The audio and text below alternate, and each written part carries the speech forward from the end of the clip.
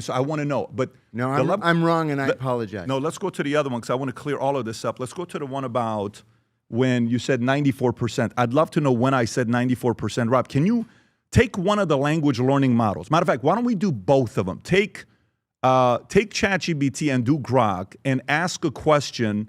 How do you want to pose this question? What percentage of Iranians don't support the IRGC?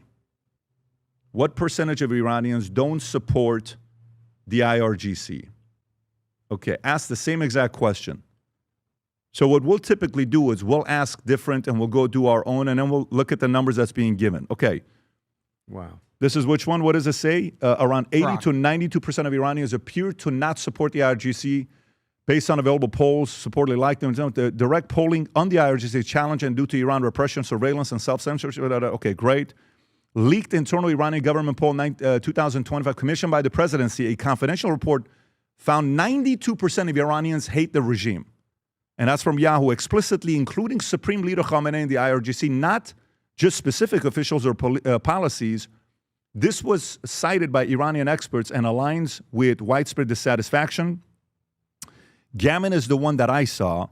By the way, I haven't even seen the one above that we're reading for the, go to the Gammon one. Gammon says what? Independent large online poll, 10,000, 13 to 14 have confidence in the IRGC, so that leaves another 86. And what does it say? Broader regime rejection, only about 15 to 20% want Islamic Republic to continue. 70 to 80% favor regime change or major transformation.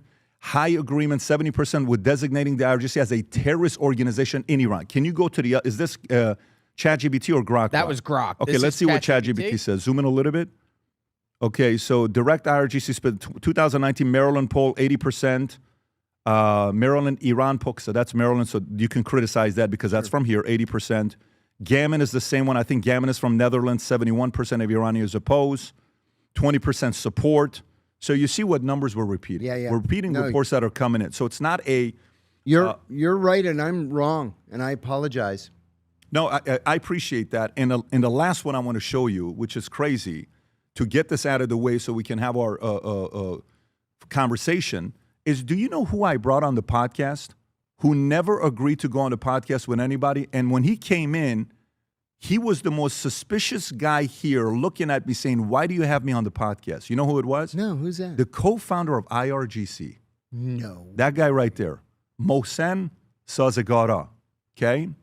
Do you know who he was? How did I miss that? So check this out. I'm gonna show this for you. So if you go a little bit lower to see who he's the founder of, go a little bit lower, put IRGC, arrest, Can we find the IRGC there with him and Khomeini? Okay, right there in the middle. There he is. An Iranian journalist and political, he was the founder of the Islamic Revolutionary Guard Corps after the Iranian Revolution. He was the guy, it was between him and Khomeini that started the IRGC. My God. He would do the intro to all the tapes where they would send in for Iranians to listen before the revolution happened to pin Pahlavi's people against him. This was the voice. Wow. Then you hit Khomeini. I had him on the podcast. And the claim was that Savak killed 100,000 people. Now, keep in mind, he's the propaganda guy. Sure. That's at Savak, which is, you know, the intelligence service. Pahlavi's CIA, Pahlavi's Mossad, right? Right. At the end of the podcast, I wanted to ask him, it's been 40-something years now. You were involved. Was it a lie that Shah killed 100,000 people? This is not a fan of me. Right. This is not a fan of the Pahlavi.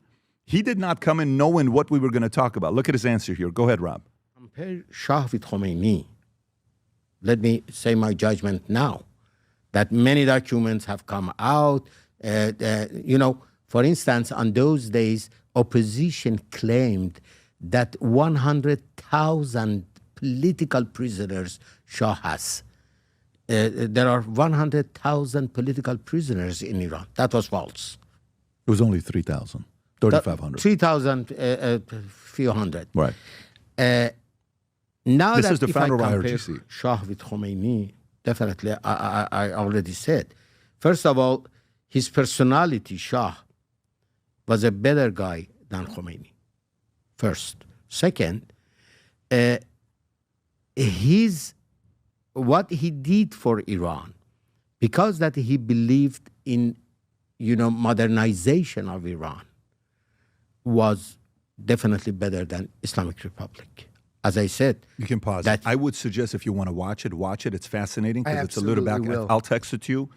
I think you'll enjoy it. But these are my positions. My concern is, John, people that have had good relationships, there's this one guy that I think he's the head of the snake, that behind closed doors is creating division and creating rumors and stories about, and he's a very influential guy. Could be the same guy that told you stuff about me. Very heavyweight guy. Very, very heavyweight guy. I think we're talking about the same person. If I tell you I've heard 10 people that he said stuff about me behind closed doors, that's a small number. Wow. So this keeps coming back to me. I'm like, what is his issue? What is his challenge? We won't talk about the name because I don't want you to be in an uncomfortable position. I'm not going to push that topic. All I'm saying is I wanted to make sure I presented this to you. Thank you. And any pushback you have, please go for it. I'm all ears. No, I owe you an apology. As I said, you've shown me wrong, and I'm sorry that I perpetuated an untruth. And by the way, I don't even know what a Zionist is. What does a Zionist mean nowadays? What is it? It's like an N-word. Like people, God forbid, they say, what would you say a Zionist I is? think that the definition of Zionism has changed. Okay. Now I think it's much more, well, depending on your point of political view, more reactionary or more radical than it was when it originated in the UK in the late 19th century. Now it is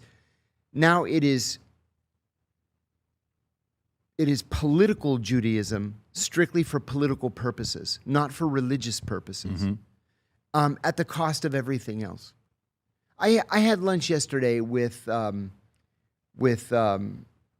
Agapia, who was on the Tucker Carlson show a couple of months back. She's a Greek Orthodox. Actually, she's Greek Orthodox, but she's in the Russian Orthodox Archdiocese of Jerusalem. And we talked about this, and she said in the 25 or so years that she's lived in Israel, that it's changed dramatically. And she said it's changed dramatically because of politics. The religion hasn't changed in thousands of years. It's the politics that have changed and have made it so difficult. She asked me when was the last time I was in Israel. I said 2022 was the last time I went. Just a few years ago. Yeah, a few years ago. I was actually afraid I wouldn't be able to get in, but I didn't have any problems at all. Had a wonderful time. Was appalled at some of the